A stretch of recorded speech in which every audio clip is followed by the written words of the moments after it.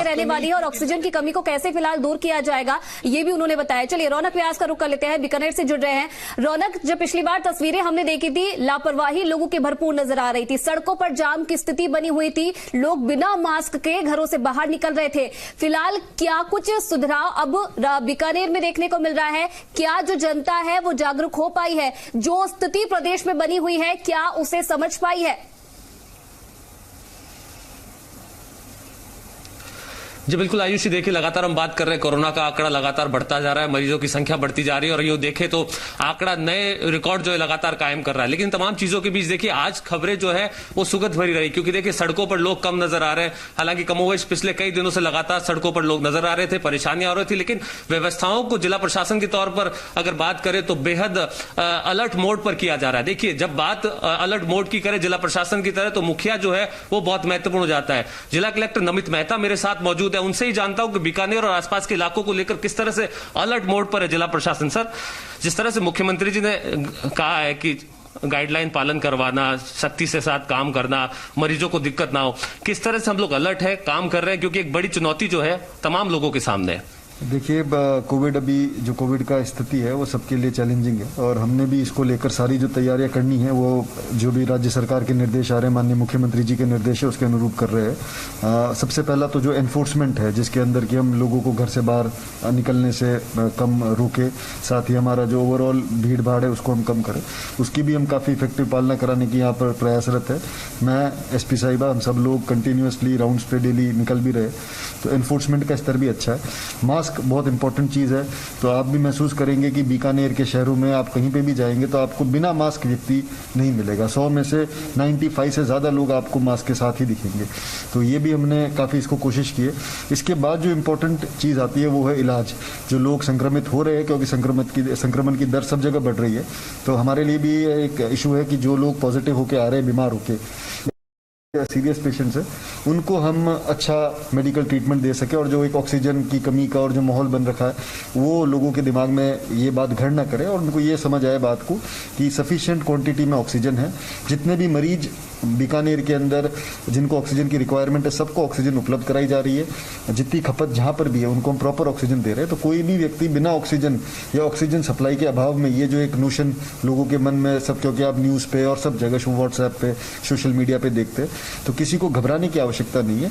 जो treatment protocol है उसको पूरी तरीके से फॉलो किया जाएगा और जो आपको रिसोर्सेज रिक्वायर्ड होंगे, जो आपकी मेडिकल स्थिति बताती है और जो डॉक्टर्स अगर उसको प्रमाणित करते हैं, वो रिसोर्सेज हम आपको उपलब्ध कराएंगे। एक सवाल ये खड़ा होता है कि कंट्रोल रूम बनाया गया है, हेल्पलाइन नंबर जारी किए गए, दिक्कत ना हो उसको लेकर के पूरी तरह से काम हो रहा है, लेकिन जो लोग ऑलरेडी ऑक्सीजन पर थे, जिनको लंग्स की प्रॉब्लम्स है, उनको मेडिकल सर्टिफिकेट दिखाना पड़ रहा है। उन लोगों के लिए एक चुनौती जो है वो खड़ी हो गई, उसको लेकर के कहीं ना कहीं चिंता सबके सामने। देखिए आपकी बात सही है, लेकिन इसमें अपने को दो चीजें समझने की आवश्यकता है कि जो हमारे मरीज अस्पताल में है उनको किसी प्रकार की कोई सर्टिफिकेट और उसकी आवश्यकता नहीं। जो डॉक्टर ट्रीटमेंट कर रहे हैं और जो डॉक्टर्स हमसे डिमांड करते हैं ऑक्सीजन की, चाहे वो पब्लिक सरकारी अस्पताल हो चाहे प्राइवेट हो, हम उसको करा रहे हैं। लेकिन जो व्यक्ति घर पे ऑक्सीजन चाह रहे हैं, हमने उनके लिए, जिन्होंने भी हमसे मांगा है, उनको हमने क्राइसिस में 1 सिलेंडर 2 सिलेंडर दिए हैं, लेकिन उनको ये जरूर कहा है कि अब आप जब नेक्स्ट सिलेंडर हमारे पास लेने आएंगे तो आपको डॉक्टर का वो जो प्रिस्क्रिप्शन है वो आवश्यक रहेगा कि आपके जो पेशेंट है उनकी स्थिति क्या है। देखिए जैसा मैं आपको बता रहा था, ऑक्सीजन जो है वो आज की तारीख में क्रूशियल रिसोर्स है। अगर हमें ये तो बिल्कुल निर्णय करना पड़ेगा कि ऑक्सीजन की सप्लाई हम तरीके से करें, कहीं पर वेस्टेज और कहीं पे होर्डिंग ना हो ये रहा है कि लोगों के मन में, क्योंकि एक ऐसा माहौल सा बन गया है, तो लोगों को लगता है कि अगर थोड़ा सा भी मैं बीमार हूं तो मैं भी अपने घर में 1 आध या 2 सिलेंडर रख लूं, कभी कोई ऐसी सिचुएशन है। इसकी आवश्यकता नहीं है। अस्पतालों में सारे मरीजों को हम दे रहे हैं, हमारे पास पूरी ऑक्सीजन है और कोई भी बीमार होगा, वो अगर घर में भी कोई बीमार है और ऑक्सीजन की आवश्यकता, उसको भी हम देंगे, पर हम होर्डिंग नहीं होने देंगे, ये हमें सुनिश्चित। लेकिन स्ट्रेन 1 और स्ट्रेन 2 में बहुत फर्क हो गया है सर। जिस तरह से स्पीड से ग्रामीण इलाकों में पेशेंट्स आ रहे हैं, उसको लेकर के चिंता बढ़ गई है। लेकिन गाइडलाइन जो नई आई है, जो सख्ती से पालन करवानी, 6 बजे से 11 बजे तक दुकानें खुली रहेंगी, उस गाइडलाइन को लेकर किस तरह से रूपरेखा? देखिए ये कल से लागू होगी इफेक्टिवली, क्योंकि 25 तारीख से ये आदेश लागू होंगे। 11 बजे तक ही सारी दुकानों को अनुमति किया गया है और 12 बजे तक पेट्रोल पंप्स और इनको किया गया है। उसको हम बिल्कुल प्रॉपर्ली कड़ाई से इसकी पालना कराएंगे। कल हमने हमारी वेबसाइट भी जो जिला डिस्ट्रिक्ट की है वो जारी की है, तो हम तो ये भी प्रमोट करना चाह रहे हैं कि लोग 11 बजे तक भी होम डिलीवरी करें। तो उसके लिए भी जो लोग होम डिलीवरी करना चाहते हैं हम उसका एक डेटाबेस बना रहे हैं और पब्लिक में वो जारी कर देंगे। लोग अपने एरिया में जो भी दुकानें कर रही है उनसे संपर्क भी कर सकते हैं।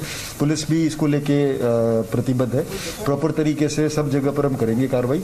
अगर अब क्योंकि अब ऐसा समय आ गया कि हमें अगले 15 दिन, सारे एक्सपर्ट्स का ये कहना है कि जो नेक्स्ट 15 डेज है, अगर इसमें जो ये अनुशासन पखवाड़ा है, इसकी जो मंशा है, भावना है, इसके अनुरूप अगर आम जन ने व्यवहार कर लिया तो हम इस चेन को तोड़ने में और हम ये जो कठिन समय सब देख रहे हैं ये खत्म हो जाएगा। लेकिन अगर ये 15 दिन लोगों ने लापरवाही करी तो ये हमें इसकी कॉस्ट, सबको एक समाज के रूप में इसकी बड़ी कॉस्ट आएगी, जो हम देख भी रहे, कई लोग अपनी जान भी गंवा रहे इस बीमारी से। तो मेरा आपके माध्यम से मैं सबसे, सारे बीकानेर वासियों से, सभी से ही कहना चाहूंगा, 15 दिन सेल्फ कंट्रोल रखे, सेल्फ डिसिप्लिन रखे, अनावश्यक रूप से बिल्कुल ना तो खुद घर से निकले, ना अपने घर वालों को, परिवारजन को बाहर निकलने दे।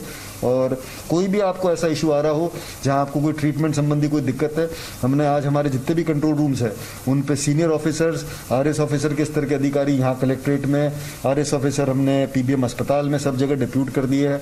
तो कोई भी इशू आ रहा है आज हम उनको प्रॉपरली जारी भी कर रहे हैं, तो उन पर आप कांटेक्ट करें। सारे ऑफिसर सीनियर अवेलेबल है, अगर आपको कोई और दिक्कत आ रही है मैं भी अवेलेबल हूँ, तो कोई दिक्कत नहीं आने देंगे। और इलाज में सर एक सवाल जो है वो ये है कि जब व्यवस्थाएं बढ़ती है, पेशेंट्स बढ़ रहे हैं, व्यवस्थाएं बढ़ा रहे हैं, लेकिन कालाबाजारी की बात भी सामने आती है, दवाइयों को लेकर कालाबाजारी है, उसको लेकर के किस तरह से बड़ी टीमें गठित की गई, क्योंकि वहां पर लोगों के सामने एक पैनिक स्थिति है, उसको कंट्रोल करना बहुत जरूरी होगा।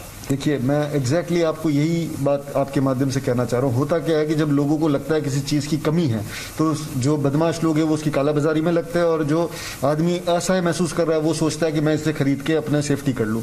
मैं बार बार एज कलेक्टर ये कह रहा हूँ कि कोई ऑक्सीजन की कमी नहीं है। आपको किसी भी प्रकार का रिसोर्स जो आपके ट्रीटमेंट में आवश्यक है सरकारी अस्पतालों में, प्राइवेट अस्पतालों में उपलब्ध है। सही है ये बात कि हम उसको प्रॉपरली जुडिशियसली दे रहे हैं ताकि उसकी वेस्टेज ना हो, पर इसका ये मतलब नहीं है कि आप कहीं पे होर्डिंग करने में और आपको कोई आदमी ज्यादा रेट में कुछ बेचे। जिसको भी आवश्यकता होगी, जिस भी पेशेंट को कोविड, पोस्ट कोविड या दूसरे भी, क्योंकि इनके अलावा भी दुनिया में बीमारियां, उनसे भी जिनको ऑक्सीजन की आवश्यकता है, सबको ऑक्सीजन मिलेगी। और हमारे पास संपूर्ण व्यवस्था, आज भी हमारे पास एक टैंकर राज्य सरकार ने भेजा है, तो कोई कमी नहीं है। लेकिन उसका प्रॉपर यूज हम सबकी जिम्मेदारी है, वो हम सबको करना है और हम वो इंश्योर करेंगे। आखिरी सवाल मेरा आपसे, क्योंकि 3 तारीख तक जन पखवाड़ा लगना है, उसको लेकर लगातार हम बातचीत कर रहे हैं, लेकिन हॉस्पिटल्स में जो व्यवस्था है उसको लेकर कई सवाल खड़े होते हैं कि सफाई नहीं है, क्योंकि पेशेंट्स बढ़ रहे हैं तो नो डाउट सफाई व्यवस्था को लेकर एक चुनौती है। लोगों को ये है कि उनके रिश्तेदारों को अब हॉस्पिटल में एंट्री बंद कर दी गई है, ये भी एक बड़ा सवाल है, देखरेख कैसे होगी, क्योंकि एक सिस्टम जो है वो पूरा काम कर रहा है। सर देखिए, ये जो कोविड वार्ड्स होते हैं, हमारा जो PBM हॉस्पिटल है वो हमारा डेडिकेटेड कोविड हॉस्पिटल है, सबसे हाईएस्ट जो हम फैसिलिटी किसी कोविड मरीज को दे सकते हैं। वो एक इन्फेक्शन जोन वाला कैटेगरी में आ जाता है। वैसे भी एज पर प्रोटोकॉल भी कोई भी नॉन कोविड व्यक्ति उस जगह घूमे, ये उचित नहीं है कि आप वार्डों में, कोविड वार्ड में घूमे। आप संक्रमित होंगे, फिर आप घर जाएंगे और लोगों को संक्रमित करेंगे। दूसरा चैलेंज ये आता है कि जब हमारे मरीज के परिजन वहां रहते हैं, तो अगर एक मरीज पे एक एक 2-2 आदमी हम कर दे, तो आप सोचिए, जो अभी आपने खुद नहीं कहा कि टॉयलेट है, तो वो जो मरीज के परिजन है वो भी सेम टॉयलेट यूज करेंगे, तो हमारे सिस्टम पे प्रेशर बहुत बढ़ जाता है, हमारी व्यवस्थाएं मेंटेन करने में हमें दिक्कत आती है और संक्रमण फैलता है। तो एज पर कोविड गाइडलाइन हमने सबको कह दिया कि आप अंदर 15 मिनट 20 मिनट हम दिन में एक समय तय करेंगे, आप अपने पेशेंट को देखना चाहे PPE किट में देख ले।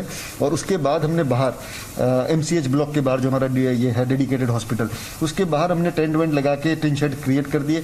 आप वहां बैठे, अगर आपको ज्यादा चिंता तो आप वहां बैठे रहे, हेल्पलाइन क्रिएटेड है। पर यह नहीं हो सकता कि आप 24 घंटे ही अपने मरीज के साथ ऊपर रहे जबकि आप खुद कोविड नहीं है। तो इसके लिए हमने सबको कहा है, समझाइश भी कर रहे हैं। ज्यादातर लोग मान जाते हैं, कुछ नहीं मानते तो उनको फिर हमें थोड़ा समझा के बाहर करना पड़ता है। बहुत बहुत शुक्रिया। देखिए आयुषी, ये थे जिला कलेक्टर नमित मेहता, कहीं पूरी तरह से जो सिस्टम काम कर रहा है उस पर बातचीत कर रहे थे। ऑक्सीजन को लेकर पूरी तरह से यहाँ पर कोई कमी नहीं है, कह रहे हैं बेड्स की व्यवस्था है, और अगर हालात गंभीर होते हैं तो उसको लेकर भी पूरी तरह से तैयारी जो है वो यहाँ पर कर ली गई है। जी आयुषी। जी बिल्कुल, कहीं ना कहीं रौनक, जिस तरीके से नमित मेहता ने भी बताया है कि आगे क्या कुछ तैयारी फिलहाल रहने वाली है, इस बात को भी उन्होंने समझा है कि किस प्रकार की स्थिति प्रदेश में बनी हुई है, उस पर चिंता जताने जरूरी है जनता को भी। चलिए धीरज का